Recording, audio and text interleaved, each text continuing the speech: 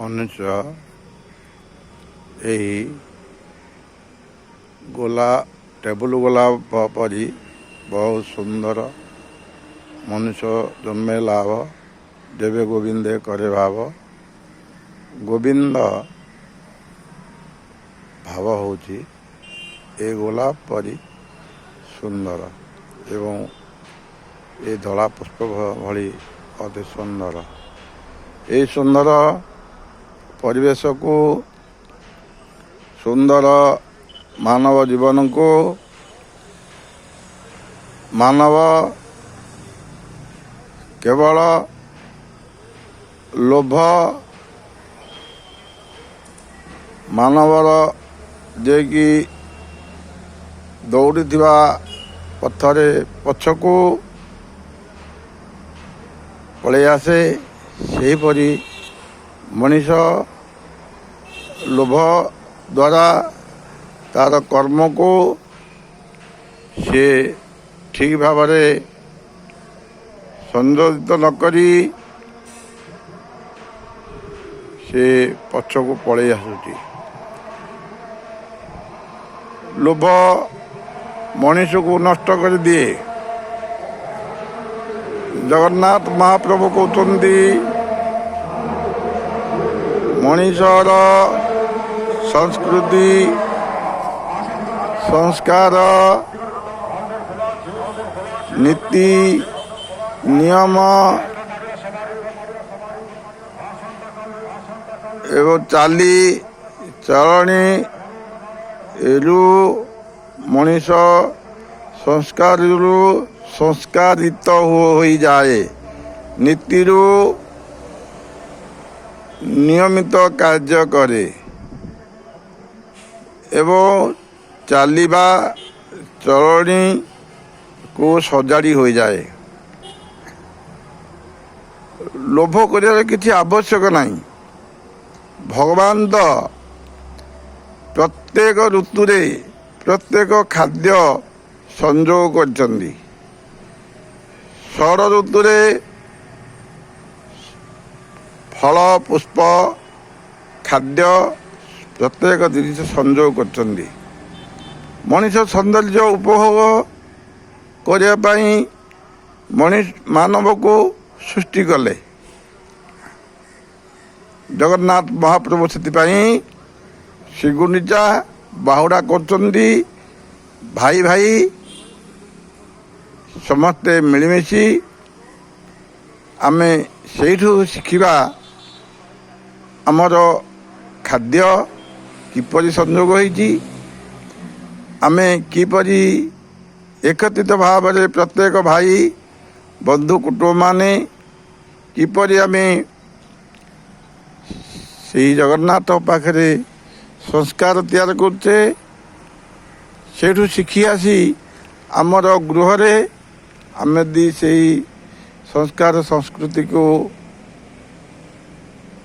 ଛୋଟ ଛୋଟ ପିଲାମାନଙ୍କୁ ପାଖରେ ବସି ମାଆର ଦାୟିତ୍ୱ 70%, ପିତା ବାହାର ଦାୟିତ୍ୱ 70% ଏବଂ ମାଆର ବାହାରେ ଦାୟିତ୍ୱ 70%, ମାଆର ବାହାରେ 30%, ବାପାର ଘରେ 30%। ପ୍ରତ୍ୟେକ ଦିନ ଭାଗବତ ପଠନ, ଗୀତା ଅଧ୍ୟୟନ, ପିଲାମାନଙ୍କ ପାଖରେ ବସି ପ୍ରତ୍ୟେକ କର୍ମରୁ 25-30 ମିନିଟ୍ ବାହାର କରି ନିଜ ନିଜ ଗୃହରେ ସନ୍ଧ୍ୟା ସମୟରେ ଭାଗବତ ପଠନ କରିବା। ଯଦି ସମୟ ନ ହେଉଛି ତାହେଲେ ପ୍ରତ୍ୟେକ ରବିବାର ପିଲାମାନଙ୍କ ପାଇଁ ଛୁଟି, ପିଲାମାନଙ୍କର ଛୁଟି ସମୟରେ ବାପା ମା ସମୟ ଦିଅନ୍ତୁ। ଆଜି ଆମର ଯେଉଁ ହଜିଯାଇଛି, ଆପଣ ସମସ୍ତେ ଭାବୁଥିବେ କ'ଣ ହଜିଯାଇଛି? ଆମର ସର୍ବସ୍ୱ ହଜିଯାଇଛି। ଯେତେ ଧନ ହେଉ ପିଲାଟି ଯଦି ଭଲ ପିଲାଟିଏ ନ ହୁଏ, ଯେତେ ଧନ ଆପଣ ରୋଜଗାର କରିକି 10 ତାଲା 50 ତାଲା କରିଥିବେ, ସେ ଧନ ସବୁ ନଷ୍ଟ ହୋଇଯିବ।